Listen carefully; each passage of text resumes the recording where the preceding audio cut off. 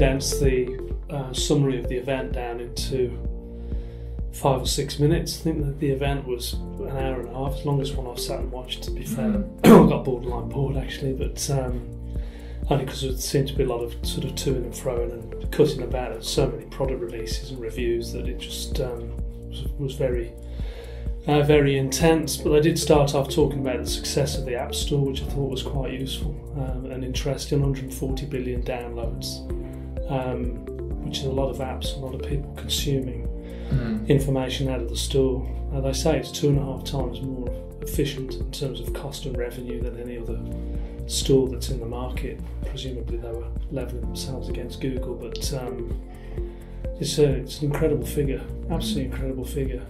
And then I talked about, we went into gaming a bit quickly, and we talked about Mario and coming to iPhone, and talked about Pokemon Go coming to Watch, which I thought was quite interesting. So I had a bit more of a kiddies angle on the start of the event, which I was a little bit concerned about. It's interesting how they do that, because obviously we focus on delivering solutions into businesses and the enterprise, but actually there's a lot to learn from the introduction of the tools and the techniques and kind of how this is all evolving.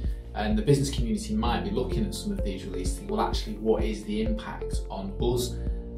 But actually, there's a lot of lessons. I mean, we've been looking at the adoption of Pokemon and all these different things, and kind of looking at how businesses can adapt and learn from such huge uptake in the market, and phased releases of these games and things. And I thought it was very. I thought it was a good link in though to the education program. Yeah. Because really that was all about getting kids into app development at an early age. In fact, they're running it now in most schools across the US. Yeah. So that was actually a great segue to say, right, this is what we can do with the product. Yeah. And if you think it's these apps are for kids, well, we're actually teaching kids to code, which of course is the future, if you will, of app development, which I thought was very, very, very clever. Yeah, they're essentially future-proofing their own market in quite a significant way, really, training the next generation of developers before they've even really got to the point of knowing what they're learning. Yeah. So it's a really interesting tactic, actually. Yeah, it is. Yeah, it's good. I mean, what do we think in terms of perhaps the releases of the new iPhone and some of the announcements around that?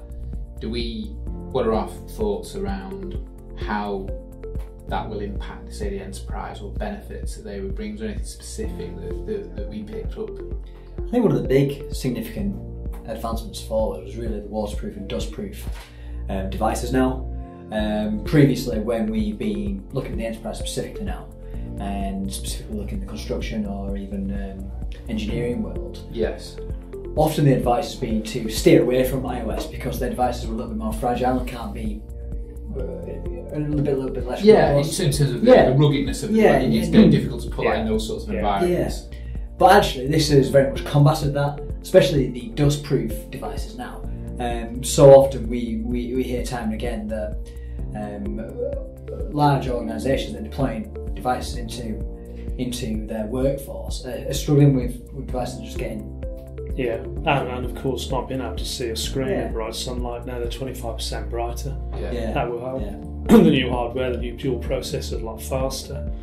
Thought it was an interesting move to evolve the home button the way that they have, which is more like a trackpad, so it's not mechanical anymore. Yeah. So that just works on touch and movement, so there's no mechanical movement in there as well, which they've got to do to help the dustproof ability and obviously waterproofing.